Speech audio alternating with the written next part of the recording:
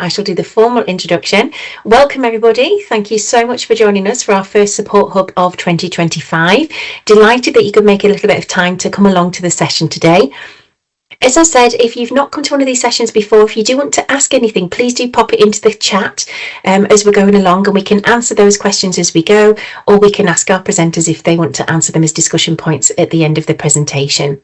So the first Support Hub of this year, we are talking about self-reflection and reflective writing. And I'm delighted that we're joined by not just one co-host with Tamina and I, but three today. We've got an embarrassment of riches, all from the Manchester area. So we have Zonya, Hetalika and Kyle, who very kindly agreed to come along and to do this live presentation with you today. So I will hand over to Tamina to do a little bit more information. If anyone, I've just seen the message from Catherine, if anyone's got any trouble with sound, if you leave and come back in, it might sort itself out. It should be that you can hear okay. It will just be that your microphone and camera are muted at the moment. So if anyone needs to leave and come back in, Tamina and I can let you in. So I will go through and I will manually unmute people. If you do want to ask any questions, then you'll be able to do that at the end. Please bear with me because it will take me a little while to get through the list. So Tamina, would you like to pick up and just explain about the Support Hub and where the theme came from, etc.? Yeah, sure. Thanks, Sue. Thanks everyone for joining today. So we've organised this session on reflective writing for today, as we get a lot of requests from members on providing advice and support for writing reflections, whether that's for the registration or the specialist portfolio, and for even after registration. So this session is for everyone, regardless of what stage of your career you're at. So yeah, I'll hand over to Zonya and she can share what reflection is, and then we'll take it from there. Thank you. Thank you, Tamina. Thank you, everyone, for joining us today. My name is Zonya Jeffrey, and I'm the training manager for the Manchester Medical Microbiology Partnership here in Manchester. I'm here with Hetalika and Kyle. They'll introduce themselves later, and we're going to talk to you about reflection. Just make sure I can get this to move on. So our objectives today, we're going to talk about what is reflective practice, why reflective practice is important, and what are the benefits of reflective practice. There are a lot of people might not think there are, but there are benefits, and different reflective styles and cycles with examples.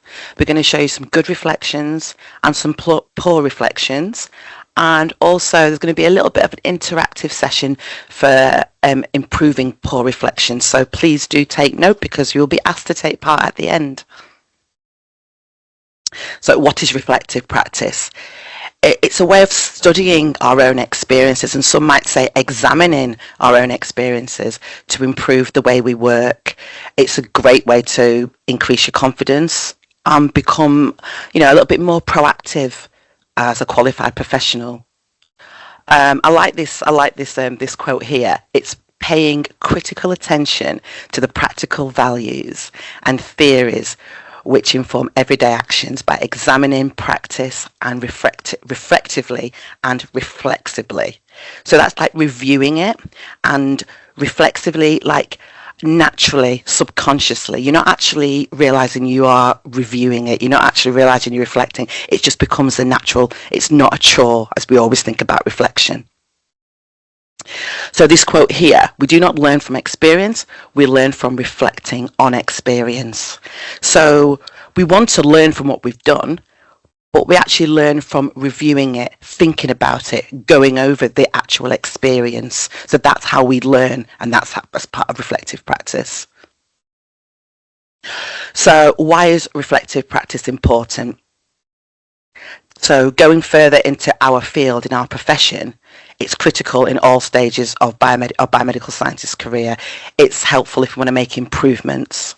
Vital in IBMS qualifications. For all of you here that have done an IBMS qualification, you will know you would have done some sort of reflection.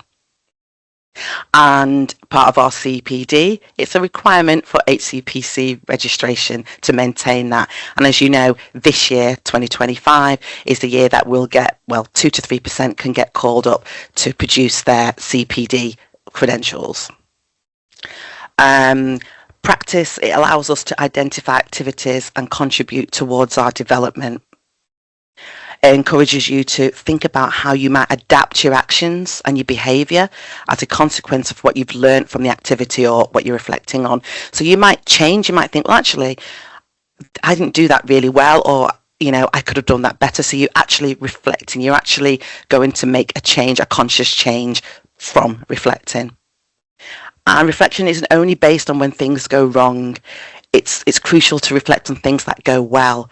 So that leads me to the last point here. It involves both positive and negative experiences. It's very important to think that we do incident reporting for things that have not gone right, and you reflect on those. But it's also good to reflect on things like projects that you may have done that have been very positive. So the benefits of reflection. It helps you to develop creative thinking skills. It's good to have a good balance of scientific and creative mindsets rather than just one way or another. It can encourage active engagement in the work processes. And that can also be a case of you mention something, you've been talking about something, you're reflecting on it, you're reviewing it, you're writing a reflective learning statement, and then you can bring other people in for their advice and their support. So you can get positive contributions from your colleagues. And also not about doing the same things the same way as you've always done them.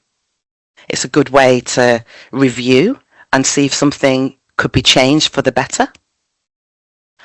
And it can actually aid you in moving on in career development, career progression, and it might even help you get that sought after promotion that you've been looking for a while.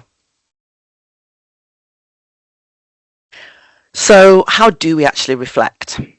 So these are some different reflective styles and cycles. So we have the ERA, which is the experience, reflection and action.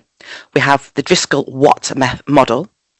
We have the Kolb's experiential learning cycle, Gibbs reflective cycle, Atkins and Murphy reflection model, and the IBMS reflective template, which everybody here is bound to have experienced or seen that.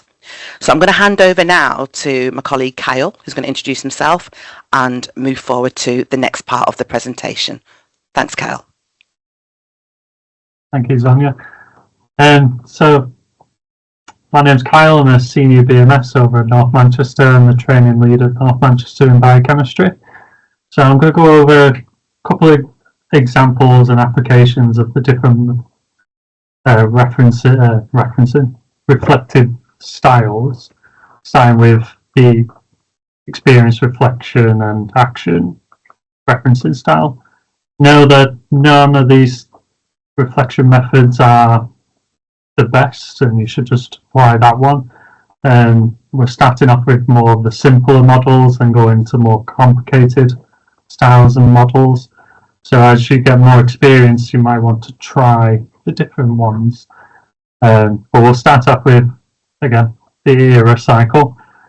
Again, they're all cycles because you're expected to come back to these experiences. Have the experience, reflect upon it, learn about how you could change your behaviours or actions in the future, so that when you come across that action again, you now learn from that and applying that, and then reflecting on what's changed based on what you've learned and reflected upon. Next slide for the next example. Sonia. There we go. So this application, so stage one, the experience, you've stated, during my first outpatient appointment, I didn't feel confident and repeatedly kept checking my notes. I eventually got panicked and confused. Even the patient detected my nervousness and became uneasy, and my senior, upon understanding the chaotic situation, stepped in. So on reflection of that, I've decided to follow a set template for the consultation. Due to being under pressure, I kept checking my notes. My lack of confidence made me nervous and confused during the consultation. My supervisor provided feedback that checking notes was good practice, but reminded me that every patient is different, and I felt my lack of confidence and anxiety led to this situation.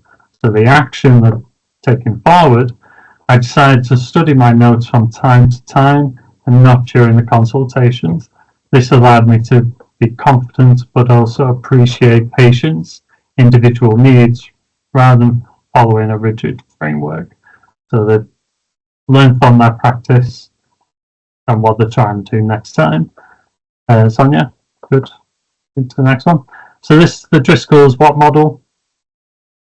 Very similar to the ERA model, and a lot of the terms will be changed but mean the same thing. So what is basically the experience, so what you're reflecting upon on that, and now what you're going to do now about it next time it happens. And then again, you'd go back through that cycle of what, so what, now what. Zonya? Yes.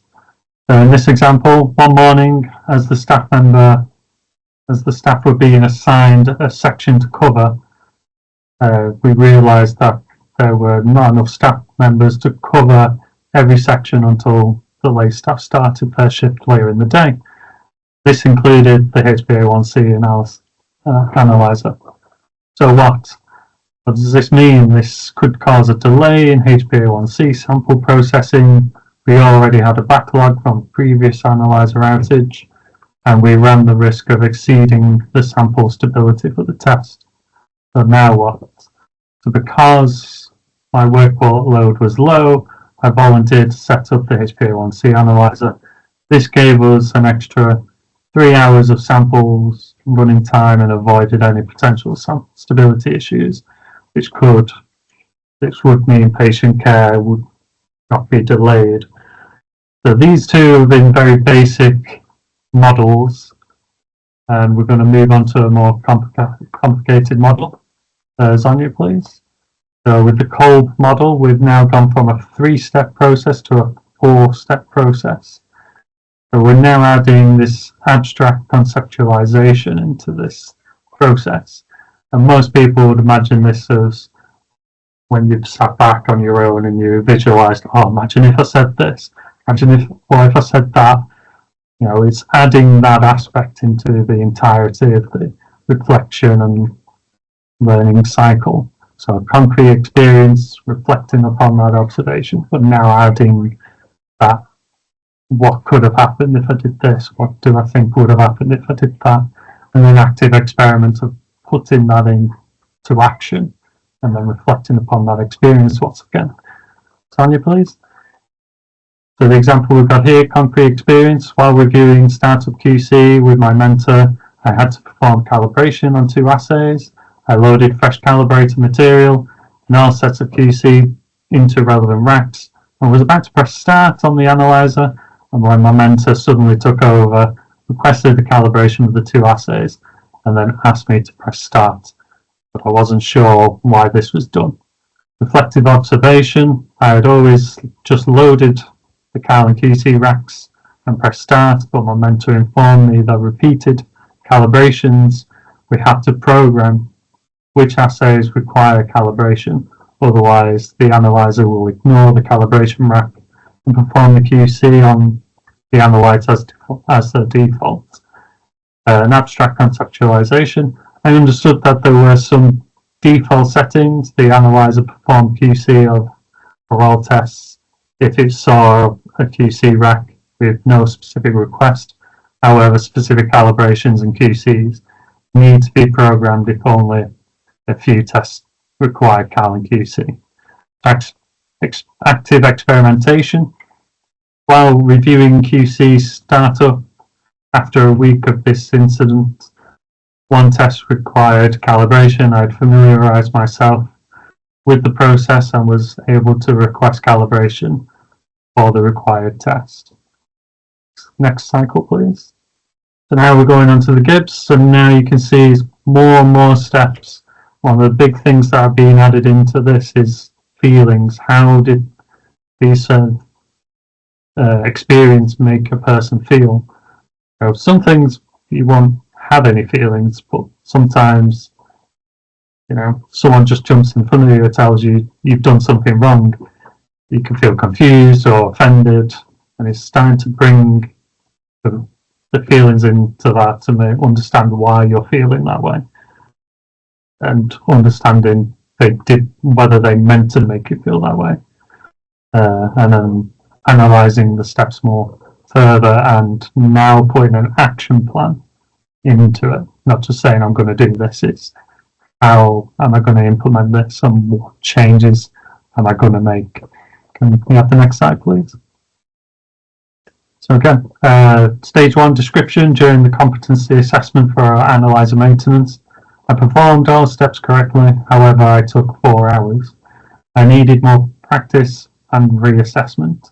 Feelings, I was looking forward to getting signed off as competent, so felt really frustrated and felt unhappy and disgruntled, as this seemed like a wasted effort. On evaluation, positive aspect was that I was able to perform the task correctly. I realised that in my anxiety I followed the order of the task as specified on the analyzer, but not necessarily what is stipulated in the SOP. Next slide, please. So on analysis, doing this task repeatedly under direct supervision from different BMSs will allow me to learn efficient ways of completing the maintenance. I need to manage my breaks and time as well. In conclusion, I understood that the maintenance needs to be completed quickly so that sample analysis is not delayed. I also knew some tasks could be done while another is ongoing, such as defrosting QC, arranging cows, QC racks. So action plan, I meticulously followed the SOP and used gaps created by automated tasks for defrosting QC aliquots, loading QC and calibrating racks, so on and so forth. I also ensured to take my breaks when the QC was running. This gave me 15 to 20 minutes. After practicing for a week, I was able to complete this task in 1 hour as opposed to the original 4 hours, and now signed off as competent. So next one, please. Now we come to the Atkins and Murphy model. Again, very similar, bringing in the feelings and awareness and identifying what you've learned through this process. Next slide. So awareness, aware that you feel uneasy after the interaction. Description, recount the interaction factually without emotional involvement. So you're being objective. Analysis of feelings and knowledge, examine personal feelings and the knowledge applied during the situation. Evaluation, consider which aspects were positive, which ones were negative. Analysis, reflect upon why the interaction went the way it did and why you felt the way you did. Were there any assumptions based upon what happened? And then reaching a conclusion to summarise your learning, and then developing an action plan to improve interactions in similar interactions with patients, for instance. Next slide, please. And I'll hand this over to Hetalika now. Thank you, Kyle. That was very informative. So hi everyone, I'm Hetalika and I'm the training manager at Directorate of Biochemistry at Manchester University NHS Foundation Trust.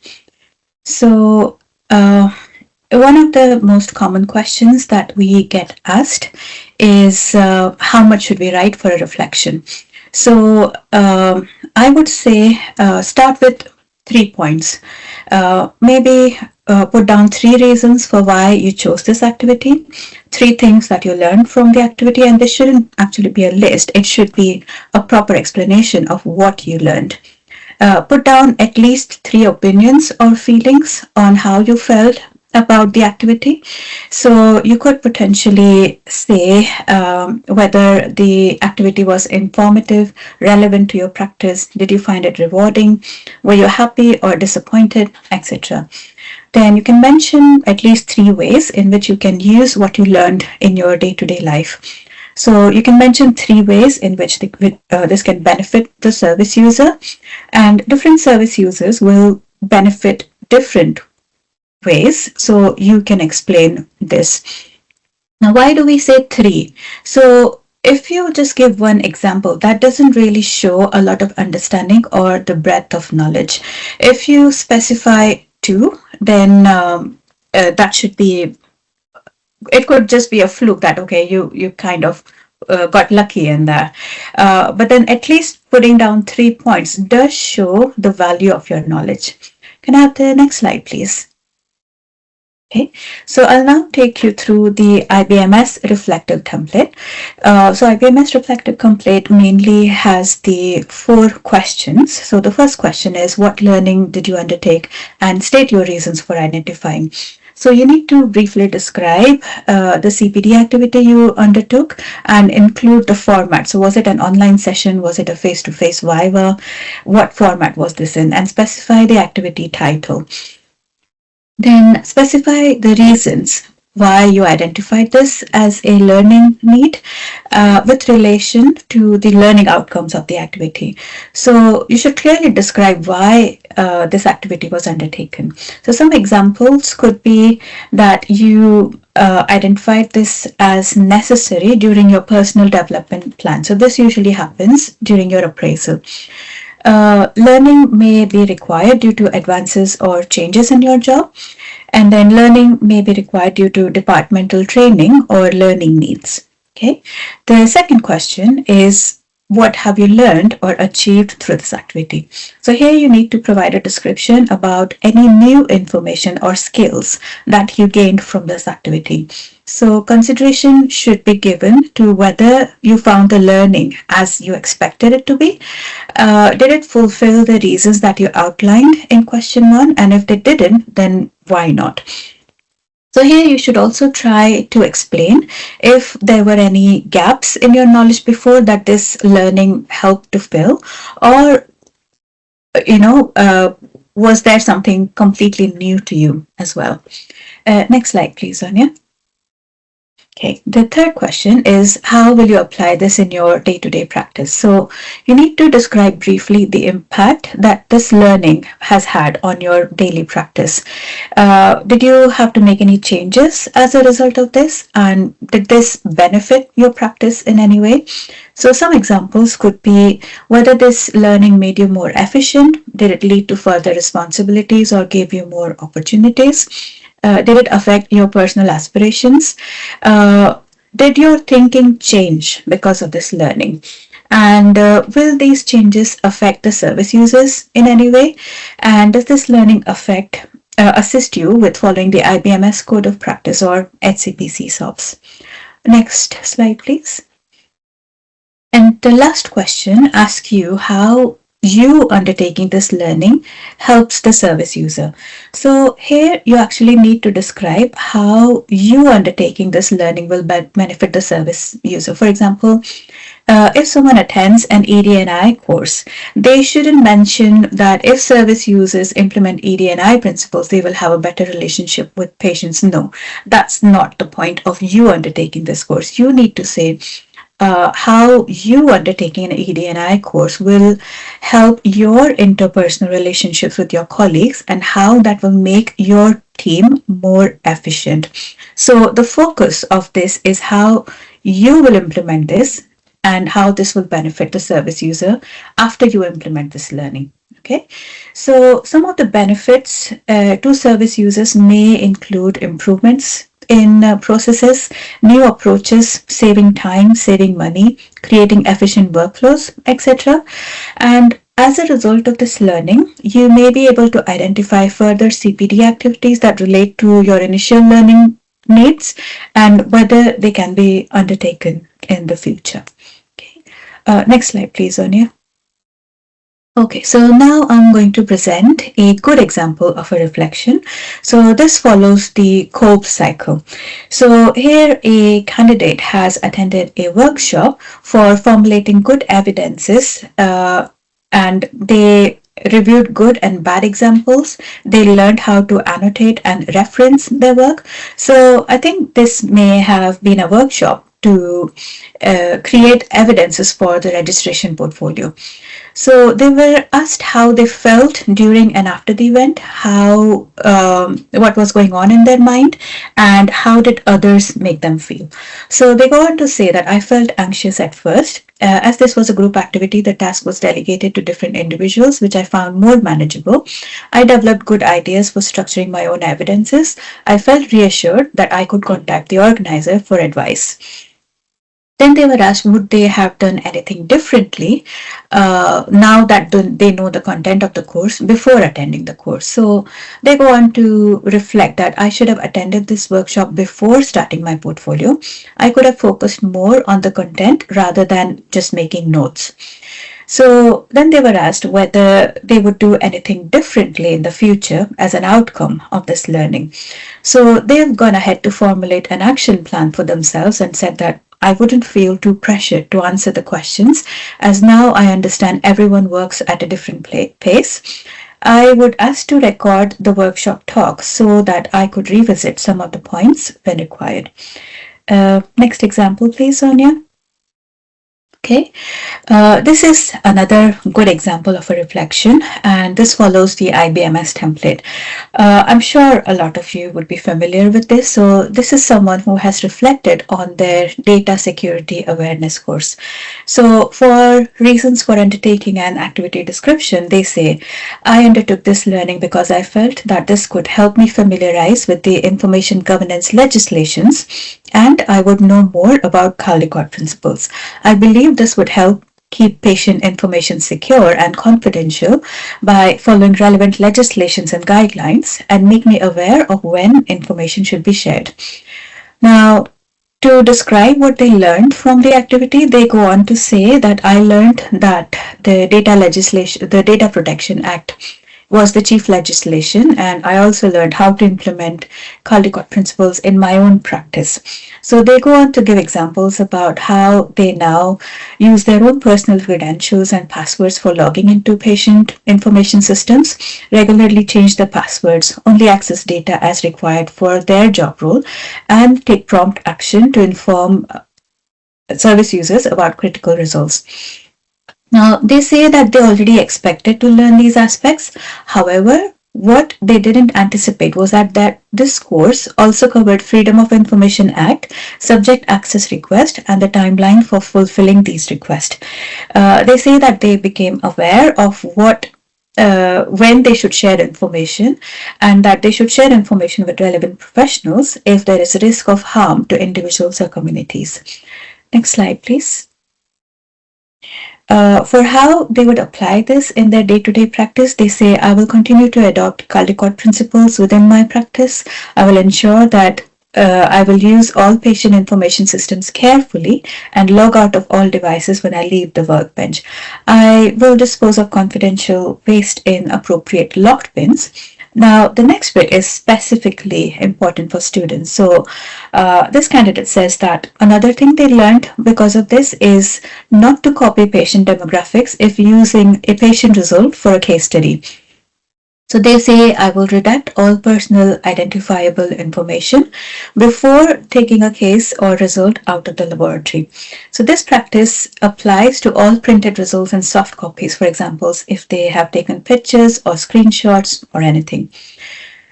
For how this would benefit the service user, they understand that service users and patients will feel confident in that their sensitive personal information is being held securely. This will ensure that no safeguarding issues arise, and by maintaining patient confidentiality and sharing information on a need-to-know only basis, I will ensure optimal patient care and positive experience. So this is a good way of reflecting on something that you learn online. So that because this gives example of how you implement that in your practice, and you show clear awareness about the benefits to patients and service users. Next slide, please. Okay, now this is an excellent example of a reflection that was not done after attending a course, but about how learning has been implemented into routine practice. So thanks a lot to Meena for forwarding this to us. So here someone has actually undertaken a training to handle difficult conversations. So they go on to say, I completed an online management training workshop on handling difficult conversations. During this workshop, I learned that preparing before a conversation, planning ahead to what should be said, be prepared for various outcomes from this conversation, and this may include those which may not be desirable. Sticking to facts, maintaining clarity, using specific examples, and showing empathy are key to having conversations.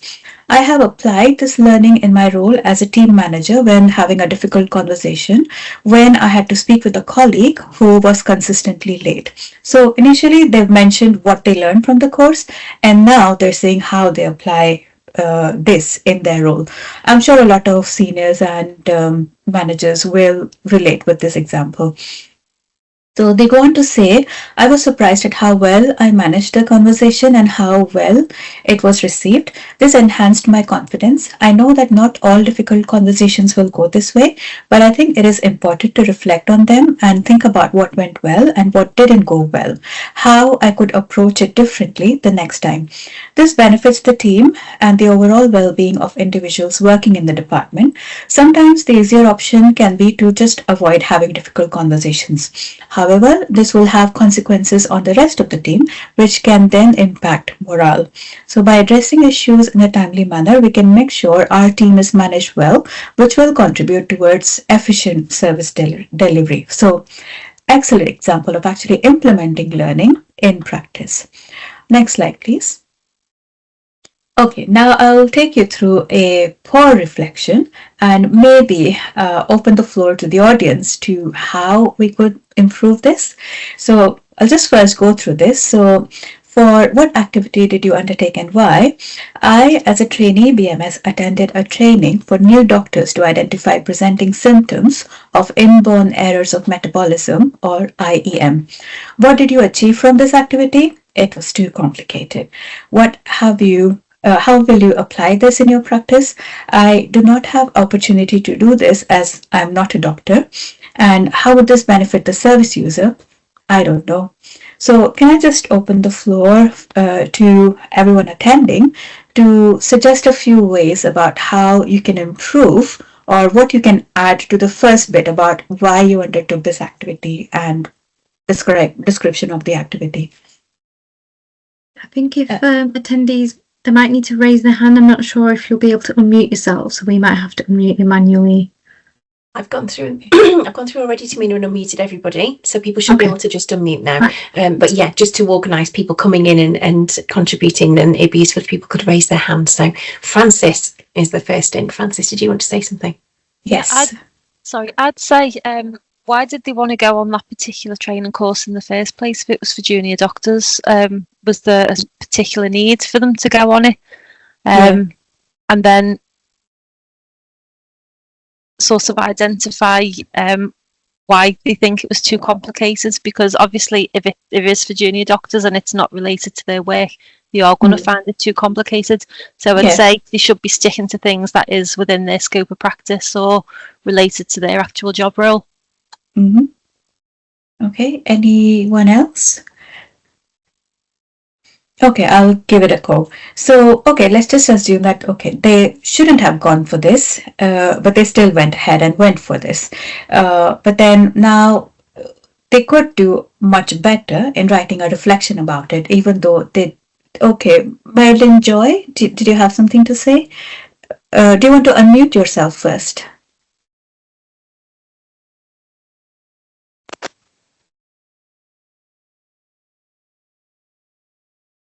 I'm just going to double check that they can. As far as I can see, they can. Joy, can you unmute yourself? Yeah, they have unmuted themselves. I just don't know if we just can't hear them. Sound's not working. Okay, there's someone else with their hands raised as well. Do you want to go ahead instead? As far as I can see, they should be able to. You guys need to unmute yourself. Shall I see if I can do it? If it won't work. Okay. I've tried and I don't have the option to do that. No, they were muted, so yeah, you should be able to just do it yourself. Okay, well, try Charlotte. And Charlotte, yeah. Just so you know that I can. Yeah. I can unmute myself, so some people must be able to. Yeah. Thanks, Charlotte. Yeah, we can hear you okay. So Okay. the two people who've got hands up at the moment, can you try unmuting and see whether it will work? It should do. I can't do any more from this end. Yeah. Otherwise, just put your comment in the chat if you're able to, and then we can address it that way. So Hetalika can carry on. Yeah. That's okay. So for the first question, I could potentially say that, okay, I was very interested in knowing about inborn errors of metabolism. I thought this would be very interesting. I have always been interested in genetics, and I wanted to know about different conditions. So they could have given a little bit of a backstory about what led them to go for this course, isn't it? So it could be that they came across something that they found very interesting about IEMs, and they were hoping that they would learn more about that, or they would be interested in knowing about this, and that's why they went. So there is a lot of things that could be used to identify a learning, and the activity description could be just taken from the flyer of the activity. So when we have CPD flyers, it does give a little bit of a background about what you're going to attend. So they could have used that for reference. Then for what did you learn or achieve from this activity? Fair enough. It could be that they found it really complicated, but after coming back from the activity, they did have the opportunity to do their own research around the background. So they could have delved a bit more into IEMs, how patients suffer from it, how it is critical to be diagnosed at an early point in life, what tests are done towards that. So they could have done their own research, even if they didn't understand much. They could have done a case-based disorder, selected one example and done a case-based disorder and gone on about it.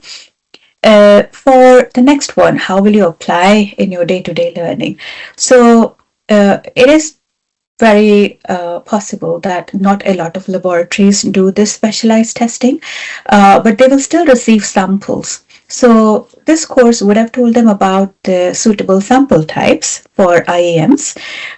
It would have informed them where to send the samples, how to send the samples, how to store samples, what's the turnaround times, and things like that. So someone can easily apply that knowledge.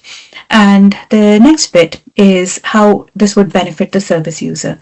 So clearly, when you understand the sample types and sending it away and storing it correctly, service users will benefit by timely analysis of samples. Also, it could be that sometimes service users ring our lab to ask for information about IEMs. So if you attended this course, at the very least, you would remember who conducted this training. You would remember which department does this training. So you would be able to point them in the right direction. So that does save a lot of time for the service users. I think there was a hand up from one of the candidates. Do you, Tasnim, do you want to say something? Yeah, I just thought also when talking about how they could apply it in their day-to-day life and benefit the service user, I think a lot of time the doctors have to do differential diagnosis. Yeah. A lot of the symptoms match with other things, so we might still have samples for ruling out things that may present in the same way as the inborn errors of metabolism. So I thought Very that could be a true. good example. Yeah. Perfect. That's a very good example. So yeah, can we go on to the next slide? I'll show you another good example. Okay, so this is another poor example where someone's describing that I was trying to re-QC glucose. The analyzer performed QCs for all the assays and all QCs failed. Feelings, I felt awful. Evaluation, I don't know how to perform QC. Analysis, I need to learn and make notes. Conclusion, I shouldn't do QC on my own. Action plans, don't know. So I'm sure all the training leads will have collective heart and jaw drops here. But this isn't a real example. This is just a manufactured one. So rest assured, no one had to see this. So yeah, any ideas about how we could improve this following the same template?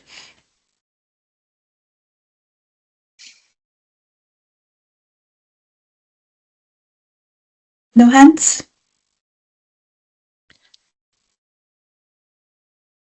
Does anyone want to have a go at suggesting what they think would make this example a better reflection?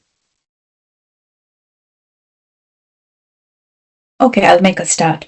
So for description, they have said... Someone muted themselves. I think it was Charlotte. I don't know if you wanted to come in there, Charlotte. Joy has got a hand raised as well. Okay, can't hear anyone. So I think Joy, if you try and unmute yourself. Joy and then Catherine. Yeah. Can you unmute Joy? You are Hello, unmuted, can you so hear me? we can, yes. Okay, yeah. For the description, I would say like they were trying to redo a re-QC.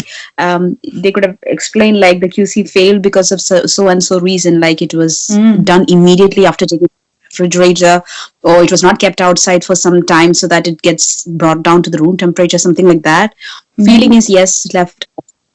And the evaluation is first of all getting used to the procedure, how it should be done properly, getting to know about the to be more confident about how you do the test. For that, you need to be very much fluent with the SOPs. Mm-hmm. And the analysis bit is that, like say for example, it was not being kept out for so long, for some time to bring it to the room temperature. Then the your part of action could have been like. Take proper care that this has to be done like in the start of the day. Say for example, you need to keep it out for some time so that it rests and then start the QC so that it doesn't fail because of this the hurry in which they did it. Okay. Lloyd, did you have an input? Yeah, so even though all parts of this reflection are very, very brief and you might say not very helpful, I noticed that with the conclusion, the one thing which I do find interesting is that there is an acknowledgement that the individual shouldn't do the QC on their own, even though it's only very brief and straight to the point and could absolutely be expanded on with a bit more information. But there is some acknowledgement of their own actions and there is a starting point of where to go from that. Yeah, that's perfect. Catherine? When it comes to action plans, they might not necessarily know the exact action plan that they need to do, but we need to even be like, I need to discuss it with a BMS 6 or a specialist BMS or senior BMS or my training officer, something even as simple as that. Like, I don't actually know what the action plan is right now, but I need to give them a bit more of how are they going to get to where they want to be. Yeah, perfect. So thanks everyone for your input. Everyone is absolutely right. So I'll just briefly summarize what could have done better, how this could have been made better. So for description, for someone who doesn't work in biochemistry automation, it may not be very relevant why glucose needs to be re-QC'd or which analyzer performs glucose. Is it automated? What's the significance of glucose and why QC needs to be done? Etc. So they could have built a bit of a backstory there. They could have, introduced this a little bit better. They could also have identified why they needed to do this. Is this part of their training? Is this something that they should be able to do? For feelings, when something like this happens, when all assay QCs fail, it's not just the person who should feel awful. The whole lab feels it. So I'm sure they could have tapped into other people's reactions and interactions here. I'm sure there would have been disappointment, frustration, anxiety. Did it lead the analyzer being taken out of action? Did this delay patient samples? And did this cause a lot of anxiety in service users as well? So there is a lot of feelings that they could have touched on. Then for evaluation, they've evaluated correctly that I don't know how to perform QC, but that isn't the end all and be all. They could have been a bit more specific about what led to this failure. If they didn't know how to do the QC, they shouldn't have done it. Were they doing it under supervision? If they weren't doing it under supervision, then that is a that is an ideal situation. Also, they will have to think about what led to this. Is it that it was a genuine mistake? If that's the case, then that's fine. That happens with everyone, and you just learn from it and move on. Then for analysis, they say I need to learn and make notes. So I would touch on the first bit where I'd say I need to learn. So they could be more specific about how they will actually learn. So will they learn by practicing this a few times? Will they do it under supervision? Will they gradually move away from direct supervision? How will they do it? And rather than making their own notes, will they refer to the SOP? Because that definitely would be much better because your notes could be wrong. Then for conclusion, they admit, like Lloyd put forward, that they admit that they shouldn't do QC on their own, which is a good starting point. But at the same time, they should also understand that if they need to learn this, then they need to take action to be able to do this. And for the final action plans, they could actually put a plan down in concrete steps where they could say that, oh, I could buddy up with different people every day and do this with, every day so that, I am more familiarized with the instrument options, with the screens, about the buttons to click, how to request QC, etc. And then do it under direct supervision and then do it under remote supervision and then be able to get signed off. The last thing that what would have been better than putting this down is actually for them to wait a month and then allow themselves to be competent in doing this. And then they could do a reflection upon, I did this a month ago and everything failed. From this, I made this, and this action plan. After following this plan, I am now able to do QCs independently on my own. Okay, so that gives a much better rounded reflection of what happened. So it shows that mistakes were made, lessons were learned, and improvement was made as well. So, Hetalika, yes. Sorry, Sue, just wanted to let you know somebody's put a comment in the chat about non-compliance. It could be a learning point around non-compliance, around the analysis, conclusion and action plan. So broadening their knowledge. What is that? What does it mean? And incorporating it? Yes, so it is a good suggestion actually, because every time something like this happens and it affects sample analysis, we do need to put down incidence reporting or non-compliance, because then that serves as a learning tool for everyone in the laboratory that, okay, this is not how we should do things. This is what should be done. And this is the best way of recovery after this. So that serves as a learning tool for everyone else as well. Just to summarize what we've gone through this session is, I would say that reflections are a good way to show self-learning, of talking to yourself and improving yourself. A lot of times people say that scientific learning is not really very amenable to reflection. However, so I agree to a certain point where when you attend direct teaching, when you attend courses, there isn't enough room for thoughts and alternate actions or learning from it, but this is an opportunity for sequential learning where you may take away 50% of what you learned that day, and then you started implementing in your practice, and then you gradually apply more and more of what you learned. So it still is good to reflect on courses that you attend, because then that gives you an action plan of how to implement that. But the best way of reflecting is reflecting on mistakes, because that shows a clear path to improvement, or reflecting on interpersonal relationships, because they always have a scope for improvement. So that's all we had to mention about reflection, and we will now be happy to take questions. So I think someone's got their hand raised. It's Rejoice. Rejoice has been waiting. Yeah, did you want to come in, Rejoice? Can you unmute? You should be able to. Hi, everyone. Hiya. I hope you can hear me. We can, yes. Yeah. Just a quick question to all of you. Thank you for that presentation. I'm curious to know if you were, working with a trainee and you're trying to explain something to them regarding reflection. Why do you think it's important to state feelings and reflections? Okay, so a lot of the times we are driven by our feelings. Every experience will have positive or negative reactions within ourselves, and some reactions are a bit stronger. So I would say you learn a bit more about yourself, and you know how to direct yourself if you recognize your emotions. Does that make sense? So if there was a negative experience and you don't want to have that negative experience again, you will take active steps to avoid that or to be able to deal with that. So that will be a step in the right direction, because at the end of the day, you need to be confident in yourself, and recognizing your own emotions helps you achieve that. Okay. Any other questions? Zonya. Can I just add to what you've said? Yes.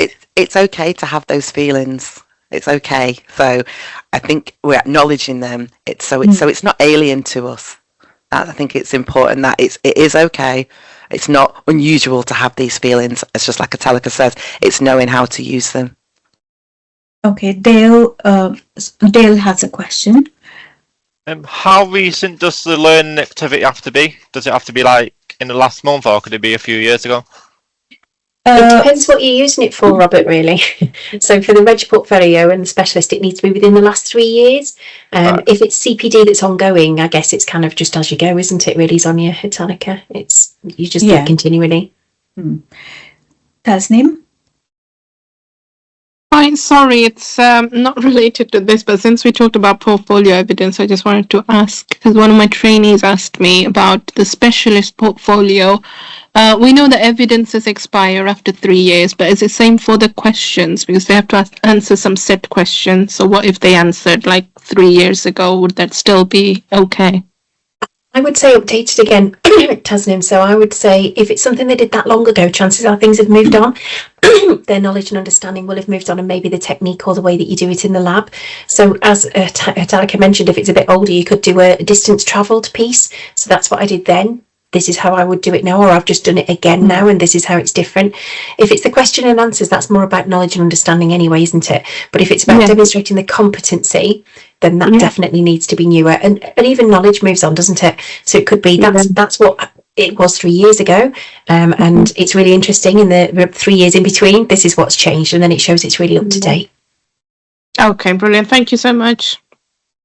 No problem.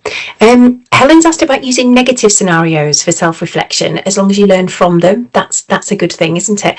And somebody asked right at the beginning that could we give some examples of where you've had a good experience of reflecting on them? Because I think we quite often find them harder. It's easy to say this went wrong and this is what I learned, or it didn't quite go to plan, or somebody told me I could do it better. We're quite comfortable with those because, as you said, we do service improvement. We do, changes and improvements as we go through. Sometimes what's quite difficult is something went well, and articulating why it went well or what you did to make it go well. So sometimes it's easy to ask other people, isn't it? Because we're not always great at reflecting on the skill sets that we have. So do you have experience, Zonya, Hetalika, Kyle, of people where something has gone well and how they've been able to reflect on that? Because we find it quite uncomfortable as scientists, don't we?